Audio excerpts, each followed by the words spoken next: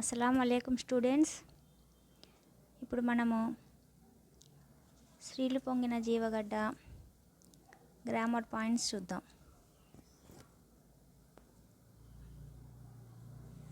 ఇక్కడ చూడండి, ఈ కింది మాటల క్రమాన్ని సరిచేస్తే గేయంలోని పాదాలుగా అవుతాయి.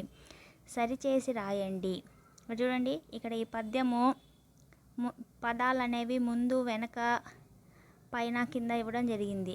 వాటిని మనం సరైన ఆర్డర్లో రాస్తే గన అది ఒక పద్యం అనేది అవుతుంది. చూడండి, దీప్తి దేశ చెందక గర్వము, దాని ఏమవుతుంది, దేశ గర్వము దీప్తి చెందగా అనేది ఫస్ట్ లైన్ అవుతుంది.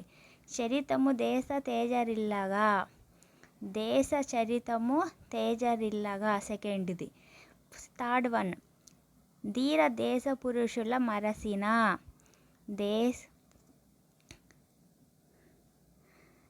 ధీర దేశ పురుషుల మరసిన, దేశ మరసిన ధీర పురుషుల. లాస్ట్ వన్, తమ్ముడా పాడరా తెలిసి, తెలిసి పాడరా తమ్ముడా. ఇప్పుడు నేను చెప్పిన పదాలు ఇప్పుడు నేను కూర్చాను కదా ఒక ఆర్డర్లో, అదే చూద్దాం. చూడండి, దేశ గర్వము దీప్తి చెందగా, దేశ చరితము తేజరిల్లగా, దేశ మరసిన ధీర పురుషుల, తెలిసి పాడరా తమ్ముడా. ఇప్పుడు సెకండ్ రోమన్ చూద్దాం. ఈ కింది భావం వచ్చే వాక్యాలు గేయంలో ఎక్కడ ఉన్నాయో చూసి రాయండి. ఇక్కడ మనకి ఒక లైన్ అనేది ఇవ్వడం జరిగింది, పద్యంలో ఉన్న ఒక లైన్ అనేది ఇవ్వడం జరిగింది. అది ఎక్కడుందో చూసి పద్యంలో దాని తర్వాత వర్డ్ అనేది, దాని మీనింగ్ వచ్చే వర్డ్ ఎక్కడుందో అనేది చూసి మనము రాయాలి. మన దేశం వేదాలకు పుట్టినిల్లు, మన దేశం వేదాలకు పుట్టినిల్లు. వేదాలు అనేది ఎక్కడుంది, వేద శాఖలు వెలిసెనిచ్చట. ఆ వర్డ్లో మనకి వేద శాఖలు అనేది ఉంది. సెకండ్ వన్, కాకతీయుల యుద్ధ నైపుణ్యం, కాకతీయుల యుద్ధ నైపుణ్యం. కాకతీయులు అనే వర్డ్ ఎక్కడుందో చూసి మనం ఆ సెంటెన్స్ అనేది రాయాలి. కాకతీయుల కథన పాండితి, దాని లైన్లో కాకతీయుల గురించి ఉంది. థర్డ్ వన్, లేత మాటలు చెవులకింపుక, లేత మాటలు చెవులకింపుక. అంటే లేత మాటలు అంటే చివురు పలుకులు అని అర్థము. అవి ఎక్కడున్నాయో చూద్దాం. చెవుల పలుకులు చెవుల విందుగా, అది ఆ పద్యంలో ఉంది. ఉపనిషత్తులు ఇక్కడే పుట్టాయి, ఉపనిషత్తులు ఇక్కడే పుట్టాయని దాని మీనింగ్ ఉపనిషత్తు ఒలికే నెచ్చట. ఆ పద్యంలో అవి ఉన్నాయి. ఆన్సర్ చూద్దాం. అది చూడండి, ఇక్కడ ఆ పద్యము దానికి సంబంధించిన లైన్ ఎక్కడుందో ఇవ్వడం జరిగింది. మన దేశం వేదాలకు పుట్టినిల్లు, వేద శాఖలు వెలిసెనిచ్చట, కాకతీయుల యుద్ధ నైపుణ్యం. కాకతీయుల యుద్ధ నైపుణ్యం అంటే యుద్ధ అంటే కథన పాండితి అని అర్థము. కాకతీయుల కథన పాండితి.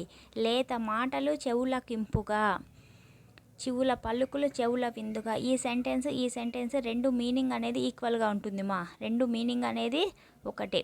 ఉపనిషత్తులు ఇక్కడే పుట్టాయి, ఉపనిషత్తు ఒలికెనిచ్చట. ఇప్పుడు తర్వాత చూద్దాం. చూడండి, కింది వాక్యాలలో గీత గీసిన పదాలకు సమాన అర్థాన్ని ఇచ్చే పదాలను గేయం ఆధారంగా రాయండి. సమాన అర్థం అంటే ఈక్వల్ మీనింగ్ అనేది ఉండాలి. ఒకే దాంట్లో ఒకే అర్థం వచ్చే రెండు పదాలు అనేవి ఉంటాయి. వాటిని మనము పదాలని మనము గీత గీసి వాటిని గుర్తించాలని చెప్తుంది. ఇక్కడ చూడండి, అధిక సంపదలు కలిగిన వారి కంటే గుణవంతులే గొప్ప.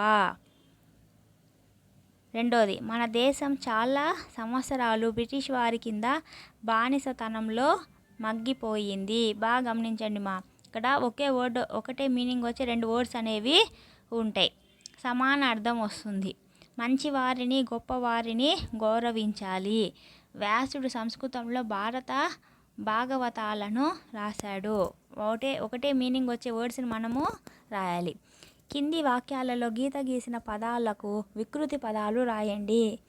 గీత గీసిన పదాలు. మంచి కవితలు వింటే హృదయం కింద హృదయానికి మనము వికృతి అనేది రాయాలి.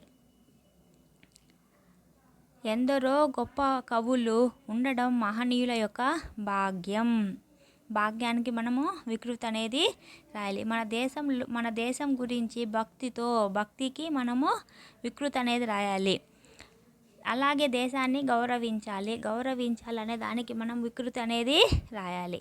కింది వాక్యాలలో ఒకే అర్థాన్ని ఇచ్చే పదాలు ఉన్నాయి, వాటిని గుర్తించి రాయండి. ఇక్కడ చూడండి, ఈక్వల్ మీనింగ్ అనేది ఉంటుందండి. 2 వర్డ్స్లో రెండు మీనింగ్లో ఒకటే వర్డ్ ఈక్వల్ ఉంటుంది, అది మనము గుర్తించాలి. ఇక్కడ చూడండి, విపినాలలో క్రూర జంతువులు ఉంటాయి, అరణ్యాలలో మునులు నివసిస్తారు. ఇక్కడ విపినాలలో అన్న అరణ్యాలలో అన్న ఒకటే మీనింగ్. విపినాల్లో అన్న అడవి, అరణ్యాల్లో అన్న అడవి అనే అర్థం. అంటే ఈ 2 మీనింగ్లు ఒకటే అనే అర్థము. ఈ ధరణిలో ఎందరో వీరులు జన్మించారు. ఇక్కడ ధరణి అంటే భూమి అనే అర్థము. ఇక్కడ ఈ గడ్డ మీద పుట్టిన ప్రతి వారు పౌరుషవంతులే. అంటే ఈ గడ్డ అనేది కూడా ఇక్కడ భూమి అనే అర్థం వస్తుంది.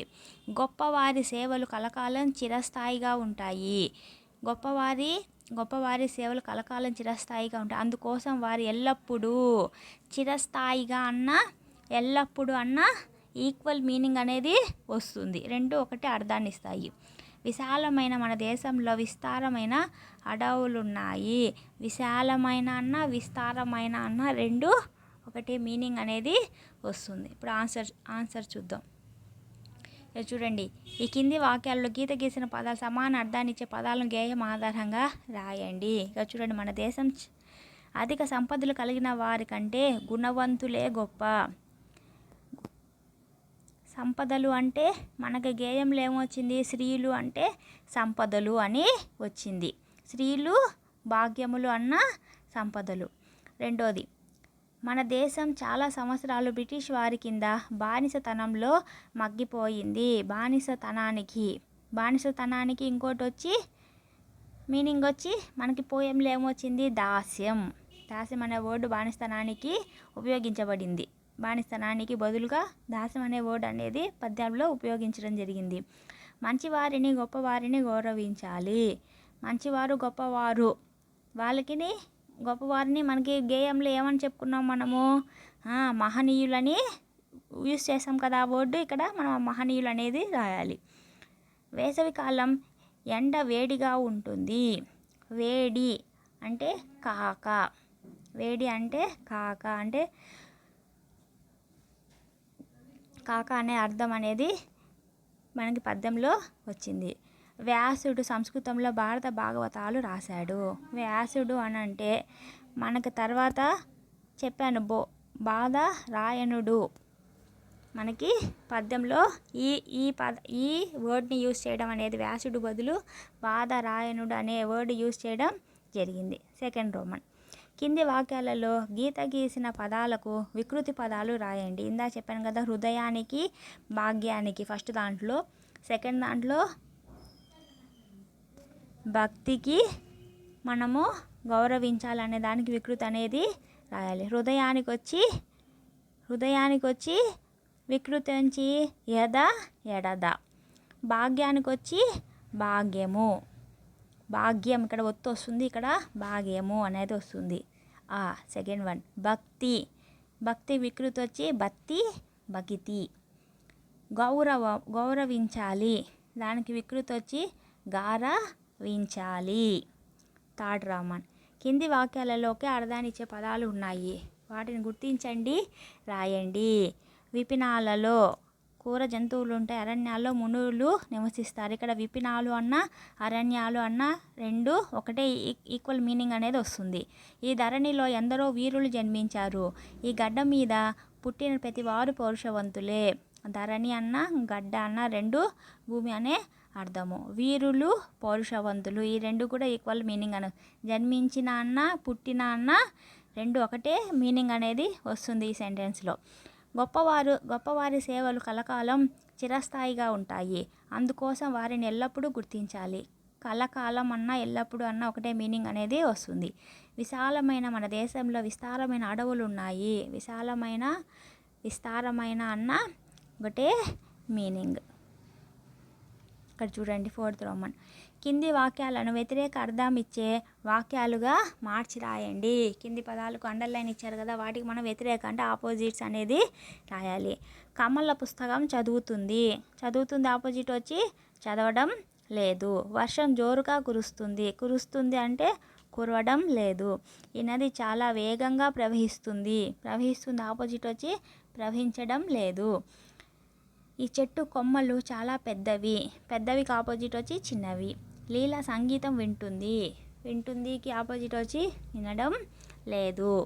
కింద 5th వన్. ఈ కింది వాక్యాలు చదవండి. గీత గీసిన పదాలు అర్థాలు రాయండి. వాటితో సొంత వాక్యాలు రాయండి.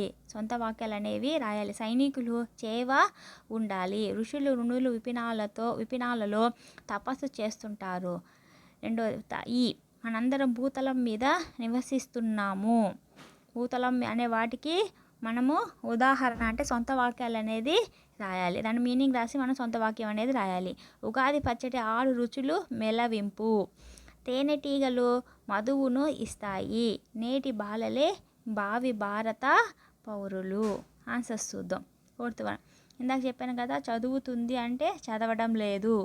కురుస్తుంది అంటే కురవడం లేదు ఆపోజిట్. ఈ నది చాలా వేగంగా ప్రవహిస్తుంది. ఈ నది చాలా వేగంగా ప్రవహించడం లేదు. ఈ చెట్టు కొమ్మలు చాలా పెద్దవి. దానికి ఆపోజిట్ పెద్దవికి చిన్నవి. వింటుంది వినడం లేదు. ఇక్కడ చూడండి 5th వన్కి కింద గీసిన పదాలకి మనము అర్థం రాసి సొంత వాక్యం రాయాలి కదా. సైనికులు చేవ ఉండాలి. చేవ అంటే ధైర్యం అని అర్థం. ధైర్యానికి మనం సొంత వాక్యం రాయాలి. ధైర్యానికి ఆ సొంత వాక్యం వచ్చి యుద్ధమునందు సైనికులు ధైర్యంగా ఉండాలి. రెండోది, ఋషులు మునులు విపినాలలో తపస్సు చేస్తుంటారు. విపినాలలో అంటే ఇందాక కూడా వచ్చింది. విపినాలు అంటే అడవులు అని.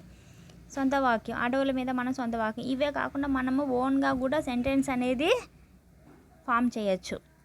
అనేక రకాలైన పక్షులు జంతువులు అడవులలో ఉంటాయి. సొంత వాక్యం వచ్చి మనందరం భూతలం మీద నివసిస్తున్నాము. భూతలం అంటే ఇక్కడ ప్రదేశము, చోటు. సొంత వాక్యం వచ్చి భారతదేశంలో పుణ్య ప్రదేశాలు ఎన్నో ఉన్నాయి. ఉగాది పచ్చడి 6 రుచుల మేళవించు అంటే కలియు జత కూర్చు అంటే జాయిన్ చేయి అని అర్థం. దానికి సొంత వాక్యం వచ్చి నవరసాల జత కూర్పు మన తెలుగు నాటకాలు. తేనెటీగల మధువును ఇస్తాయి. మధువును అంటే తేనె అని. సొంత వాక్యం వచ్చి తేనెను పాలలో వేసి పిల్లలు ప్రతిరోజు తాగడం వల్ల బలం అనేది వస్తుంది. నేటి బాలలే భావి భారత పౌరులు. భావి అంటే భవిష్యత్తుకి మన సొంత వాక్యం. విద్యార్థులు భవిష్యత్తు జీవితాన్ని దృష్టిలో పెట్టుకొని చదవాలి. పౌర్ణమి రోజున సముద్రంలో బంగాలు ఎత్తుగా లేస్తాయి. బంగాలు అంటే అలలు. బంగాలు అన్న అలలు అన్న ఒకటే. దానికి సొంత వాక్యం వచ్చి సముద్రంలో భూకంపం వచ్చినప్పుడు అలలు ఎత్తుగా ఎగిసి పడతాయి. ఇక్కడ చూడండి, ఇక్కడ కొన్ని పదాలు ఇచ్చారు. వాటిని మనము రెండింటినీ కలిపి రాయాలి. కింది పదాలను కలిపి రాయండి అని అంటున్నారు. అది వర్డ్ కూడా ఎట్లా ఫామ్ అయ్యింది అనేది కూడా మనము రాయాలి. ఇక్కడ చూడండి, సోమన ప్లస్ ఆద్రి సోమనాద్రి. రవి ప్లస్ ఇంద్రుడు రవీంద్రుడు. భాను ప్లస్ ఉదయం భానోదయం. మాతృణం మాతృ ప్లస్ రుణం మాతృణం. దాన్ని ఎట్లా ఇప్పుడు కలిపి చదివాను కదా, అది ఎట్లా దాని ఆన్సర్స్ చూద్దాం. ఇట్లానే రెండోది కూడా అతి ప్లస్ ఆశ అత్యాశ. అణు ప్లస్ అసరం అన్వాసరం. పితృ ప్లస్ అర్జితం పిత్రార్జితం. ఇక్కడ సంధి అనేది ఏర్పడుతుంది. అది ఎట్లా ఏర్పడిందో ఆన్సర్స్లో చూద్దాం. ఈ కింది పదాలను విడదీసి సందుల పేర్లు రాయండి. సందులు ఏర్పడే తీరును చర్చించండి. మహీంద్రుడు. మహి ప్లస్ ఇంద్రుడు మహీంద్రుడు. అత్యాశ అతి ప్లస్ ఆశ అత్యాశ. మాత్రాంశ అన్వాయుధం. ఈ పదాలు మనం విడదీసి వాటి సంధి ఎట్లా ఏర్పడిందో రాయాలి. చూద్దాం, ఆన్సర్లు చూద్దాం.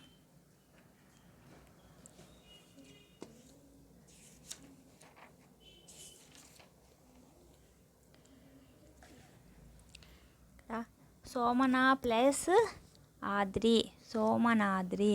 ఇక్కడ సోమన అంటే ఇక్కడ చూడండి, సోమన అనే నాలో నా అనే ఫస్ట్ వర్డ్లో ఆ, సోమన ఆ అంటతో ఎండ్ అవుతుంది. రెండోది ఫస్ట్ ఆద్రి, సెకండ్ లెటర్లో ఫస్ట్ వర్డ్ కూడా ఆ సౌండ్ అనేది వస్తుంది. కాబట్టి ఆ ప్లస్ ఆ ఏమైంది, ఆ అయింది. కాబట్టి ఇదేమవుతుంది, సోమనాద్రి అవుతుంది. ఆ ప్లస్ ఆ ఏమవుతుంది, ఇక్కడ సౌండ్ ఆ అనేది ఏర్పడుతుంది. ఇది సవర్ణ దీర్ఘ సంధి అవుతుంది. చూడండి, పై పదంలో మొదటి పదానికి చివరి అక్షరం, అంటే మొదటి పదంలో దాన్ని విడదీసినప్పుడు 2 పదాలు ఏర్పడతాయి కదా, 2 పదాల్లో మొదటి పదము చివరి అక్షరము ఏ సౌండ్ వస్తుంది, మళ్ళీ తర్వాత రెండో పదము మొదటి అక్షరము, ఈ 2 సౌండ్లు అనేవి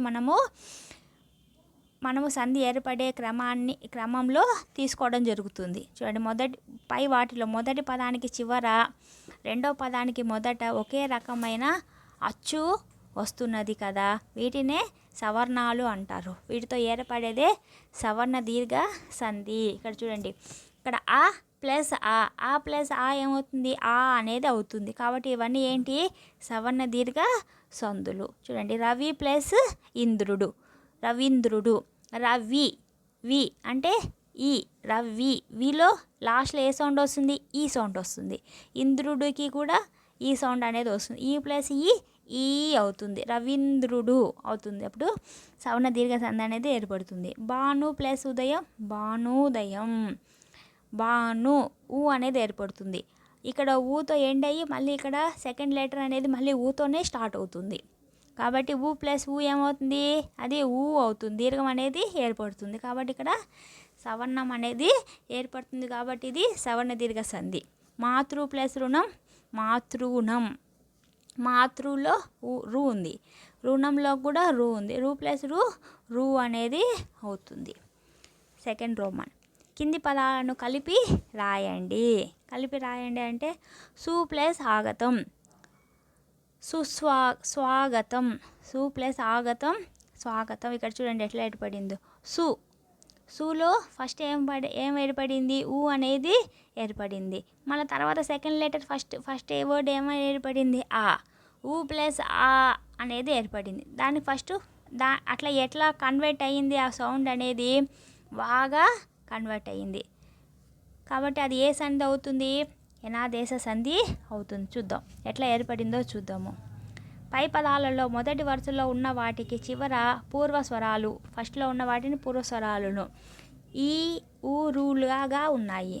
పరస్వరం స్థానంలో వేరే అచ్చులు ఉంటే అసవర్ణ అచ్చులు కలిశాయి. అలా కలిసినప్పుడు ఈ యాగా, ఊ వాగా, రు రాగా మారడం గమనించారు కదా, దీన్నే యనాదేశ సంధి అంటారు. ఇందాక మనం ఏమని చెప్పుకున్నాం, సవర్ణ దీర్ఘ సంధిలో ఆ ప్లస్ ఆ రెండు అనేవి ఒకటే వర్డ్ అనేది ఏర్పడినాయి. కాబట్టి అవి దీర్ఘాలు అనేవి ఏర్పడినాయి. కానీ ఇక్కడ వేరే వేరే అచ్చులు అనేవి ఏర్పడుతున్నాయి. ఇక్కడ చూడు, సు అనేది సులో ఊ అనేది ఏర్పడింది, ఆలో ఆ అనేది ఏర్పడింది. కానీ అది ఎట్లా మారింది, వాగా మారింది, స్వాగతం అనేది ఏర్పడింది. ఇట్లా సంధి ఏర్పడితే దాన్ని యనాదేశ సంధి అనేది అంటారు. అతి ప్లస్ ఆశ, అత్యాశ. చూడండి, అతిలో ఆ ఉంది, అతి ఈ. అతిలో లాస్ట్లో ఏం ఎండ్ అవుతుంది, ఈతో ఎండ్ అవుతుంది. ఆశలో ఆతో ఎండ్ అవుతుంది. ఈ ప్లస్ ఆ యా, అత్యాశ, యాగా మారడం అనేది జరిగింది. అను ప్లస్ అస్రం, అన్వాస్రం. అను ఊతో ఎండ్ అయింది, ఇక్కడ అస్రం ఆతో స్టార్ట్ అయింది. కాబట్టి ఊ ప్లస్ ఆ వాగా మారింది, అన్వాస్రం. పితృలో రు ఉంది. తర్వాత వర్డ్లో ఫస్ట్ అక్షరం వచ్చి ఆ, రు ప్లస్ ఆ వచ్చి దీర్ఘం ఏర్పడింది, రా. పిత్రార్జితం అనే సంధి అనేది ఏర్పడింది. ఈ విధంగా అసన్న వర్చులు అనేవి ఏర్పడితే వాటికి యనాదేశ సంధి అనేది జరిగింది. థర్డ్ రమ్మని చూద్దాం. కింది పదాలను విడదీసి సందులు పేర్లు రాయండి. సందులు ఏర్పడే తీరును చర్చించండి. ఇప్పుడు మనం సందులు ఇప్పుడు సవర్ణ దీర్ఘ సంధి, యనాదేశ సంధి చూసుకున్నాం కదా, అదే సందులు ఇక్కడ చాలా ఇవ్వడం జరిగింది. వాటిని ఏవేవి అనేది గుర్తుపడినాం. చూడండి, గురువాజ్ఞ, గురు ప్లస్ ఆజ్ఞ, గురు ఆజ్ఞ. ఇదేమవుతుంది యనాదేశ సంధి. చూడండి ఎట్లా ఏర్పడిందంటే రూలో ఊ ఉంది. ఆ ఊకి ఏది ఏ వర్డ్ జతపరిచింది ఆ అనేది ఏర్పడింది. కాబట్టి ఇది ఏమవుతుంది అసన్న వర్చు అనేది ఇక్కడ సంధిలో ఏర్పడింది. కాబట్టి ఇది యనాదేశ సంధి అనేది అవుతుంది. అష్టావధానం. ప్లస్ అవధానం అష్టావధానం. అష్టాలో ఆ ఏర్పడింది. ఇక్కడ కూడా ఆతో స్టార్ట్ అయింది. 2 ఆలు ఏర్పడితే ఏమవుతుంది అది ఆ అనేది ఏర్పడుతుంది. ఇది సవర్ణ దీర్ఘ సంధి. బాగా గమనించండి. మహీంద్రుడు. మహి ప్లస్ ఇంద్రుడు. మహీంద్రుడు. ఇక్కడ చూడండి హీ అంటే లాస్ట్ వర్డ్ ఏ సౌండ్లో ఏ సౌండ్ వచ్చింది హీ. ఈ అనేది ఏర్పడింది. ఇంద్రుడు అనేది కూడా సెకండ్ లెటర్ కూడా అదే లెటర్తో స్టార్ట్ అయింది. ఇంద్రుడు. ఈ ప్లస్ ఈ అవుతుంది. కాబట్టి ఇక్కడ సవర్ణ దీర్ఘ సంధి అంటే దీర్ఘం అనేది ఏర్పడింది కాబట్టి ఇది సవర్ణ దీర్ఘ సంధి అవుతుంది. అత్యంత. అతి ప్లస్ అంత అత్యంత. ఇక్కడ చూడండి అతిలో ఈ ఉంది. మళ్ళీ తర్వాత వర్డ్ అంత ఆ అనేది ఏర్పడింది. ఇది వచ్చి యనాదేశ సంధి అవుతుంది. మాత్రాంశ. మాతృ ప్లస్ అంశ. రూకి రూ అనేది ఏర్పడడం జరిగింది. మళ్ళీ తర్వాత లెటర్ వచ్చి అంశ ఆ అనేది వర్డ్తో స్టార్ట్ అయింది. కాబట్టి ఇది కూడా రూ కాస్ట్ ఆ బేస్ అయింది. కాబట్టి ఇది ఏమవుతుంది ఏ సంధి అవుతుంది యనాదేశ సంధి అవుతుంది. గురుపదేశం. గురు ప్లస్ ఉపదేశం. గురు ఊ ఏర్పడింది. మళ్ళీ తర్వాత లెటర్ కూడా ఊతోనే స్టార్ట్ అయింది. కాబట్టి ఇది సవర్ణ దీర్ఘ సంధి అనేది అవుతుంది. అణ్వాయుధం. అణు ప్లస్ ఆయుధం అణ్వాయుధం. ఊ అనేది ఏర్పడింది. సెకండ్ లెటర్ ఫస్ట్ వర్డ్ వచ్చి ఆ. ఊకు ఆ అనేది తోడైంది. ఎట్లా మారింది అది వాగా మారింది. అణ్వాయుధంగా మారింది. కాబట్టి అది యనాదేశ సంధి. పితృణము. పితృ ప్లస్ రుణం. పితృలో రూ అనేది ఏర్పడింది. ఇక్కడ సెకండ్ లెటర్ కూడా రూతో అనేది స్టార్ట్ అయ్యింది. కాబట్టి 2 లెటర్స్ రూతో ఎండ్ అయ్యి మళ్ళీ రూతో స్టార్ట్ అయింది. కాబట్టి ఇది సవర్ణ దీర్ఘం అనేది ఏర్పడుతుంది. కాబట్టి ఇది సవర్ణ దీర్ఘ సంధి అనేది జరిగింది. ఇక్కడ కొన్ని పదాలు, కొన్ని పర్యాయ పదాలు, కొన్ని వ్యతిరేక పదాలు, కొన్ని ప్రకృతి వికృతులు, కొన్ని సందులు, కొన్ని సమాసాలు అనేది ఇవ్వడం జరిగింది. చూద్దాం. శ్రీలు అంటే సంపదలు భాగ్యములు. పాలు అంటే క్షీరములు దుగ్ధము అన్న పాలే. వేదము అన్న వేదములకి పర్యాయ పదాలు అప్నాయము ఋషి. కావ్యంకు కృతి గ్రంథము. విపినం అంటే అరణ్యం అడవి. వృక్షం అంటే చెట్టు బురూహము. మధువు అంటే తేనె పవిత్రము. దీప్తికి కాంతి వెలుగు పర్యాయ పదాలు. కత్తికి అసి ఖడ్గం పర్యాయ పదాలు. రణంకు యుద్ధం సమరం కథనం. ఈ 3 వర్డ్స్ పర్యాయ పదాలు. కథనంకి యుద్ధం రణం అనేవి పర్యాయ పదాలు. భంగంకి అలా తరంగం వచ్చి పర్యాయ పదాలు. నింగికి ఆకాశం గగనం అనేది పర్యాయ పదాలు. ఇప్పుడు వ్యతిరేక పదాలు చూద్దాం. అదికి అంతం వ్యతిరేక పదం. నింగికి నేల వ్యతిరేక పదం. గౌరవానికి అగౌరవం వ్యతిరేక పదం. పుణ్యానికి పాపము వ్యతిరేక పదం. ప్రకృతి వికృతులు చూద్దాం. శ్రీ ప్రకృతి, దానికి వికృతి వచ్చి సిరి. భక్తి ప్రకృతి, భక్తి అనేది వికృతి. కవిత అనేది ప్రకృతి, కయిత అనేది వికృతి. గౌరవం అనేది ప్రకృతి, గారవం అనేది వికృతి. కథ అనేది ప్రకృతి, కథ అనేది వికృతి. సందులు జీవగడ్డయి. జీవగడ్డ ప్లస్ అయ్యి జీవగడ్డయి. ఇది ఏమై సంధి ఏర్పడుతుంది అత్వ సంధి అనేది ఏర్పడుతుంది. అత్వ సంధి ఎట్లా ఏర్పడిందో చూడండి. అత్తునకు సంధి ఏర్పడినప్పుడు అది అత్వ సంధి అనేది ఏర్పడుతుంది. విమల తల మీదే. విమల తలము ప్లస్ ఇదే అనేది ఇక్కడ ఇత్వ సంధి అవుతుంది. ఇది ఉత్వ సంధి అవుతుంది. కవితలల్లిన. కవితలు ప్లస్ అల్లిన ఇది కూడా ఉత్వ సంధి అవుతుంది. రాగమెత్తిన. రాగము ప్లస్ ఎత్తి రాగమెత్తి ఉత్వ సంధి అవుతుంది. దేశమరసిన, దేశము ప్లస్ అరసిన ఉత్వ సంధి అనేది అవుతుంది. ఉత్వ సంధికి ఉత్తునకు అచ్చు పరమైనప్పుడు సంధి అవుతుంది. సమాసాలు. నవరసమ్ములు అంటే నవ సంఖ్య గల రసములు. ఇది దిగు సమాసము. ఇప్పుడు 7వ తరగతి ఫస్ట్ లెసన్ కంప్లీట్ అయిపోయింది. తర్వాత వీడియోలో మనము సెకండ్ లెసన్ చూద్దాం.